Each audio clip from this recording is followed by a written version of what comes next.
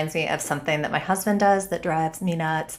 It comes out of the kitchen, and I have seen a lot of rental listings. I work with people that do rental listings, and I've seen a lot of rental listings nationwide, and this is a very common mistake that people make. And I think the reason why this is a common mistake that people make in their rental listings is because it's advice that was given out like a year or two ago, somehow got traction underneath it, and then everybody thought they had to do it without really thinking through whether or not it made sense.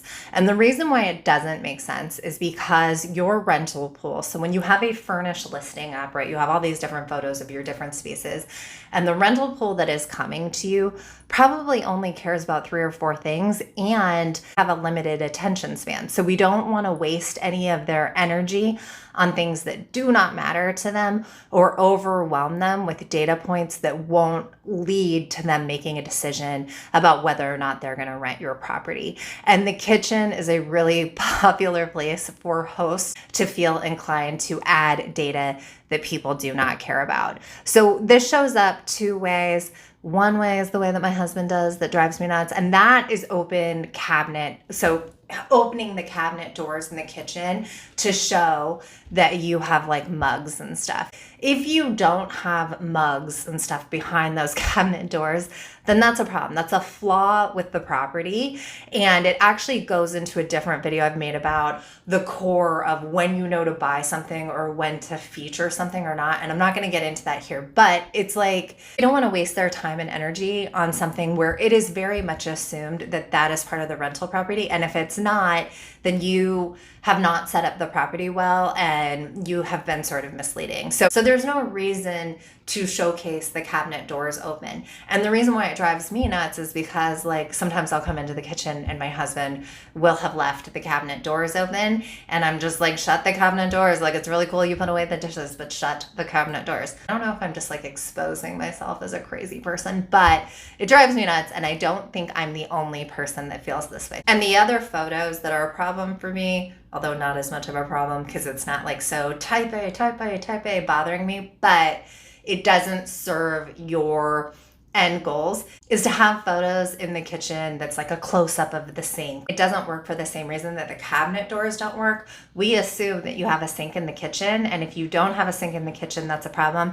And we're never gonna make a decision on renting your place based off that sink. So we don't need to waste time and energy focused on the sink, and you don't need to waste time and energy in your listing period on any photos for something that is A, assumed, and B, not going to lead them to make a rental decision off of the property. Okay, the problem with this second tip is that it seems like a great idea, but I think the reality is it kind of makes the host look like an amateur when they do this. And the reason why it makes you look like an amateur is because I think an experienced landlord would not put up this information for the same reason that we don't open the kitchen cabinet doors. And that is that if it shows up here, it's a problem.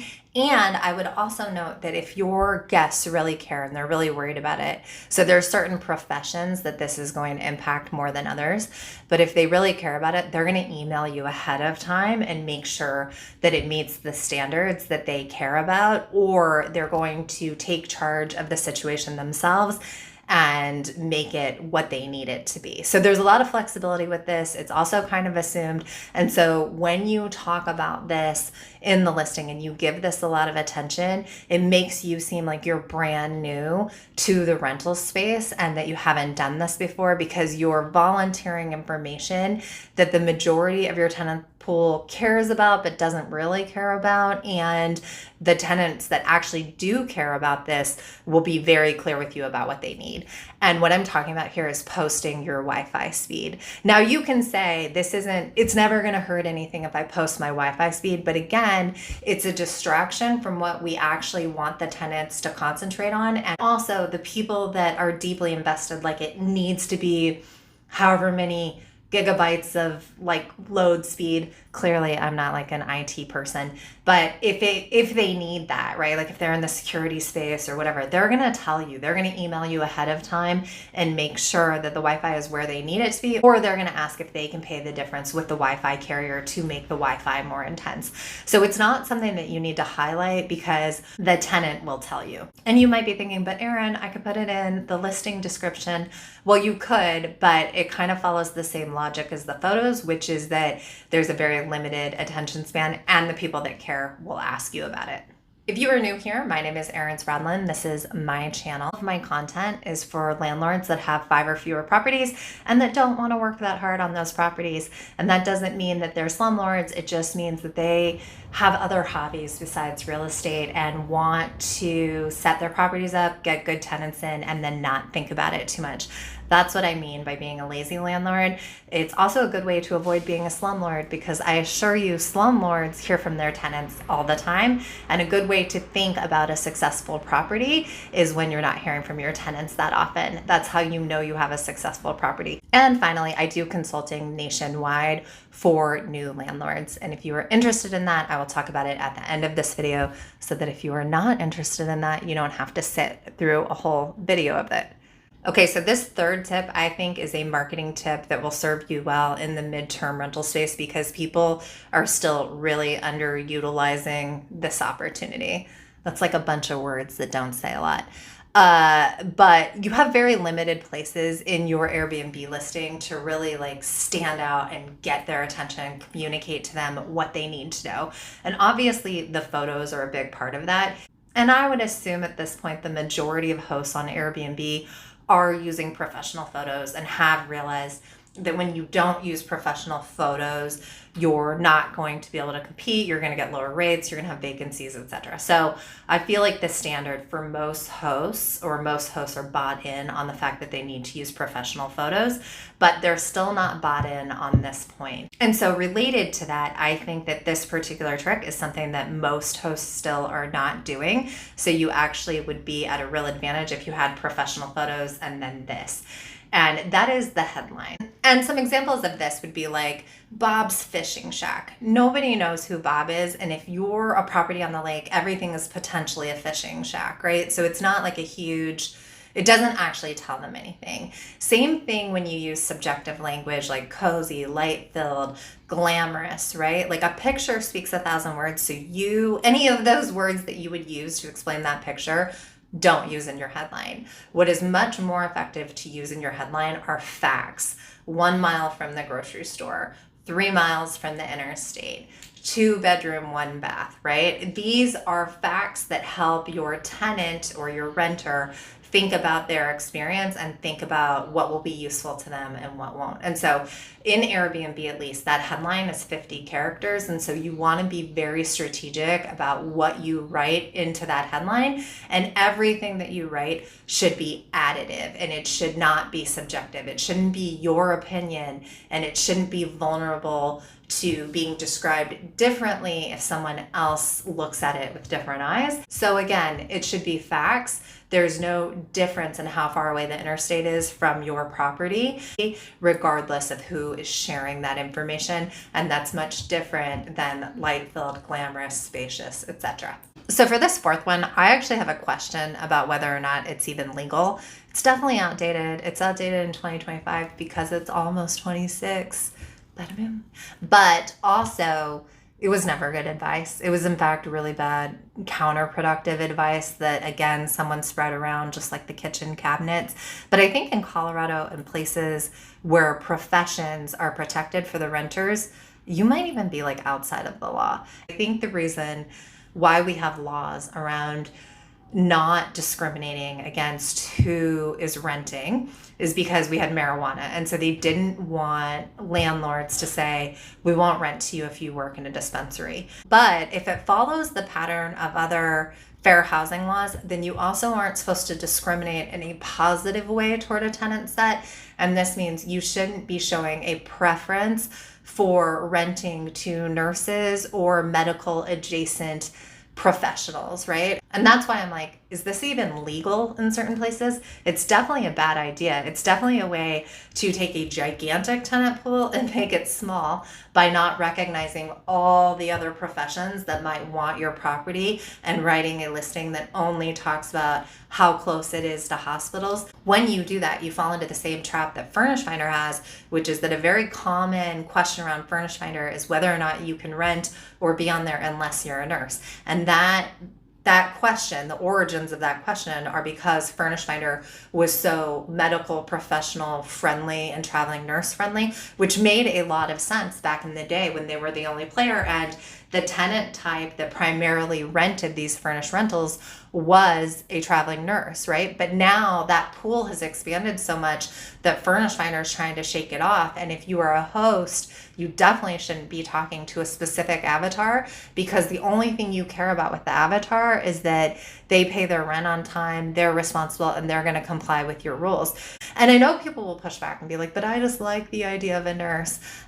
Maybe. I mean, I found nurses to be really high maintenance. They're great tenants in the sense that they're not going to wreck your place, but they're definitely not your most chill tenant pool. That's what I would say. Now, a bunch of nurses are going to hate me for saying that, but they know it's true too. So maybe they won't hate me. Okay, and final last tip. I'm going to tell you a story. It is related to the tip. And that story is that in the beginning of the year, I felt like I was using my phone way too much. So I put my phone into grayscale, because supposedly if you put your phone into grayscale, it will make you stop using your phone. And I hated it because everything looked stupid and there weren't like a lot of dimensions and it wasn't exciting to look at.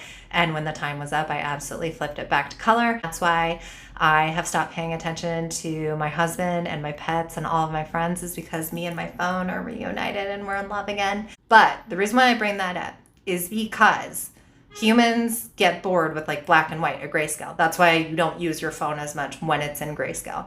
And when you are looking at other properties that are your competition, if you see that all of them are a nice, bland, boring, basic living room, and everything's like in beige or gray or white, and 8 out of 10 of your competitors have that, then a really strong move would be to make your primary photo, so the first photo that comes up for someone, to be the outside and to show the whole house in its entirety, and to show a blue sky and a green lawn or something, right? But something that interrupts that grayscale pattern where they see color again. That will make them stop and make them want to look at your property, or at least click in. Also, if you've learned anything from this video so far, please like it. And if you want more information about how, as a landlord, you should run your Zillow listings, your Airbnb listings, your furnished listings, how to find tenants, how to think about background checks, LLCs, insurance, etc., you should subscribe. Okay, so the part about all the tricks that you should let go and forget and do differently in 2026 or for the rest of 2025, that part of the video is over. However, I did mention earlier that there's sort of a way to think about what you would buy for a property, like what's expected. And then the other side of that is what will show up as a bad review if it's not there. And I'm going to link to the video that I've made about that at the end of my sales pitch for me. So what do? I work nationwide, and I work with landlords that are either new to midterm rentals, so new to the 30+ day furnished rental space, or just in general new to landlording. And the reason why people hire me is because they're often worried about some major aspects of becoming a landlord. That typically is grounded in being worried about getting bad tenants and also not knowing how to approach the platforms. And this can mean they spin their wheels for a little while, they don't make decisions, they don't put it up, or they don't have the time to learn the platforms, etc. So for the Hold My Hand package, I work with people nationwide, but you have to already own the property. I don't help you find a property, but I help you get a tenant for that property. And what that means is I'll talk to you about what insurance questions you need to ask, how to set up your LLC, how to set up your bank accounts.